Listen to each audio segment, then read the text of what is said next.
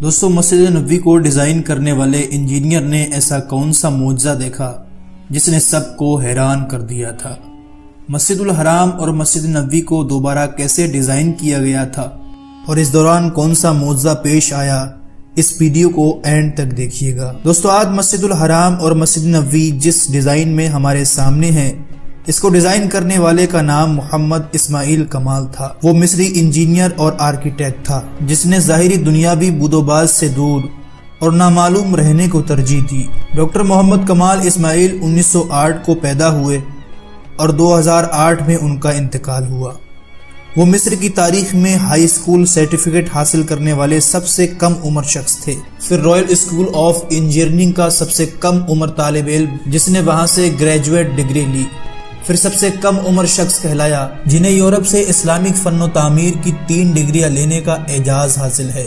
وہ پہلا انجینئر تھا جس نے حرمین شریفین کی توسیع، منصوبے کی تعمیر اور عمل برآمد کرنے کے لیے اختیارات سنبھالے۔ اس نے شافا اور بن لادن کمپنی کے بار بار اصرار کرنے کے باوجود انجینئرنگ، ڈیزائن اور آرکیٹیکچر نگرانی کے لیے کسی قسم کا معاوضہ لینے سے انکار کر دیا اور کہا کہ میں 2 مقدس مساجد کے کاموں کے لیے کیوں معاوضہ لوں اور قیامت کے دن اللہ تعالیٰ کا کیسا سامنا کروں گا۔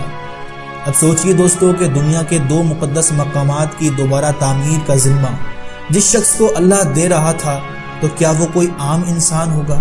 نہیں، بلکہ کچھ ایسی باتیں ہیں جن کی بنا پر اللہ نے یہ مبارک کام ڈاکٹر محمد کمال اسماعیل سے ہی کروایا۔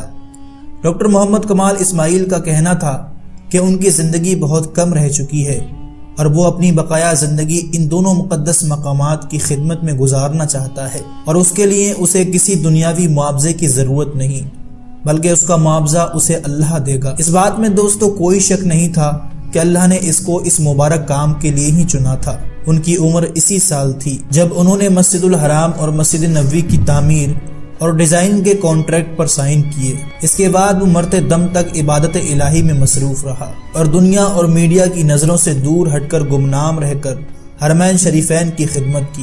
اس عظیم آدمی کی حرمین شریفین میں نصب کیے گئے سفید پتھر کے حصول کی بھی بڑی دلچسپ کہانی ہے۔ یہ وہ پتھر ہے جو حرمین شریفین میں لگا ہے۔ یہ پتھر ایک نایاب پتھر ہے جو پورے دنیا میں صرف یونان کے ایک چھوٹے سے پہاڑ میں دستیاب تھا، اور اس کی خصوصیت یہ ہے کہ گرمی کو جذب کر کے فرش کی سطح کو ٹھنڈا رکھتا ہے۔ ڈاکٹر محمد کمال سفر کر کے یونان پہنچے اور حرم کے لیے کافی مقدار تقریباً آدھا پہاڑ خریدنے کا معاہدہ کیا۔ معاہدے پر دستخط کر کے وہ واپس مکہ لوٹے اور سفید پتھر آ گیا اور حرم شریف میں پتھر کی تنصیب مکمل کرائی۔ جب حرم شریف کی تعمیر مکمل ہوئی تو سعودی بادشاہ نے ڈاکٹر محمد کمال کو وہی پتھر مسجد نبوی میں بھی استعمال کرنے کی فرمائش کی، لیکن اس دوران پورے 15 سال گزر چکے تھے۔ ڈاکٹر محمد کمال کو جب بادشاہ نے مسجد نبوی میں بھی ویسا ہی ماربل لگانے کو کہا تو وہ بہت پریشان ہوئے، کیونکہ اس دنیا میں واحد جگہ یونان ہی تھی جہاں وہ پتھر دستیاب تھا، جو کہ آدھا پہاڑ وہ پہلے ہی خرید چکے تھے۔ انجینئر محمد کمال بتاتے ہیں کہ وہ یونان میں اسی کمپنی کے چیف ایگزیکٹو کے پاس گئے، ان سے ملے اور ماربل کی بقایا مقدار جو بچ گئی تھی اس کے بارے میں پوچھا تو چیف ایگزیکٹو نے بتایا کہ وہ ماربل تو ہم نے آپ کے جانے کے بعد ہی بیچ دیا تھا، اب تو 15 سال ہو گئے ہیں۔ وہ سن کر ڈاکٹر محمد کمال بہت افسردہ ہوا اور میٹنگ چھوڑ کر جانے لگے تو وہاں موجود آفس سیکیورٹی سے ملے اور گزارش کی کہ مجھے اس شخص کا پتہ بتاؤ جس نے بقایا تمام ماربل کی مقدار خریدی۔ تو اس نے کہا کہ پرانا ریکارڈ تلاش کرنا تو بہت مشکل ہے، لیکن آپ مجھے اپنا فون نمبر دے دیجئے، میں تلاش کرنے کی کوشش کرتی ہوں۔ انہوں نے اپنا فون نمبر اور ہوٹل کا پتہ دیا اور اپنے ہوٹل واپس آ گئے۔ دفتر چھوڑنے سے پہلے ڈاکٹر محمد کمال نے سوچا کہ مجھے کیا ضرورت ہے کہ کسی نے خریدا ہو، اللہ خود ہی بندوبست کر دے گا۔ پھر اگلے دن ایئرپورٹ پر جانے سے چند گھنٹے قبل اسے ایک فون کال آئی کہ مجھے ماربل کے خریدار کا ایڈریس مل گیا ہے۔ ڈاکٹر محمد کمال یہ سن کر بہت خوش ہوا، لیکن ساتھ ساتھ انہیں یہ ڈر بھی تھا کہ اتنا لمبا عرصہ گزر جانے کے بعد اس خریدار سے ملاقات ہو پائے گی یا نہیں۔ وہ دفتر پہنچے تو سیکیورٹی نے کمپنی کا پتہ بتایا جس نے ماربل خریدا تھا، اور جب ڈاکٹر کمال نے پتہ دیکھا تو کچھ دیر کے لیے اس کا دل دھڑکنا بھول گیا، پھر زور کا سانس لیا کیونکہ وہ کمپنی جس نے ماربل خریدا تھا وہ ایک سعودی کمپنی تھی۔ ڈاکٹر کمال نے سعودیہ کی فلائٹ پکڑی اور اسی دن وہ سعودی عرب پہنچا اور سیدھا اس کمپنی کے دفتر پہنچا اور ڈائریکٹر ایڈمن کو ملا اور پوچھا کہ آپ نے اس ماربل کا کیا کیا جو یونان سے خریدا تھا؟ تو اس نے جواب دیا کہ مجھے یاد نہیں۔ اس نے اسٹاک روم سے رابطہ لیا اور اس سے پوچھا کہ وہ سفید ماربل جو یونان سے منگوایا تھا وہ کہاں ہے؟ انہوں نے کہا کہ وہ ساری مقدار موجود ہے اور اس کو کبھی استعمال ہی نہیں کیا گیا تھا۔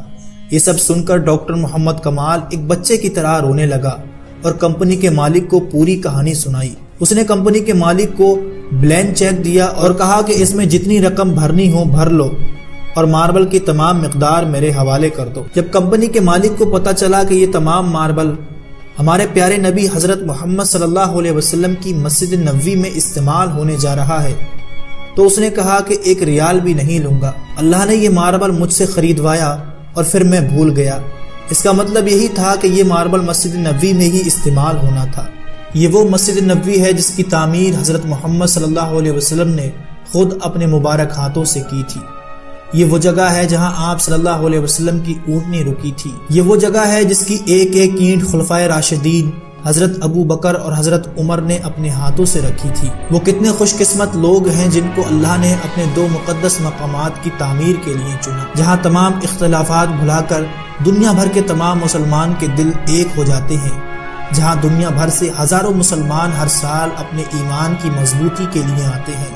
یہ کتنی عظیم بات ہے کہ ایک شخص جس نے اپنی پوری زندگی، اپنا پورا کریئر، اپنی کمائی اللہ کے ان 2 مقدس مقامات کے لیے وقف کر دی۔ وہ کوئی دوسرا بڑا پروجیکٹ بھی لے سکتا تھا جہاں سے اس کو بے تحاشا دولت مل سکتی تھی، لیکن اللہ نے ڈاکٹر کمال کو ان کے مضبوط ایمان اور نیک جذبے کی بدولت ہی اس مبارک کام کے لیے چنا۔ یہ ویڈیو اگر آپ کو پسند آئی ہو تو اسے لائک اور اپنے دوستوں کو ضرور شیئر کریں۔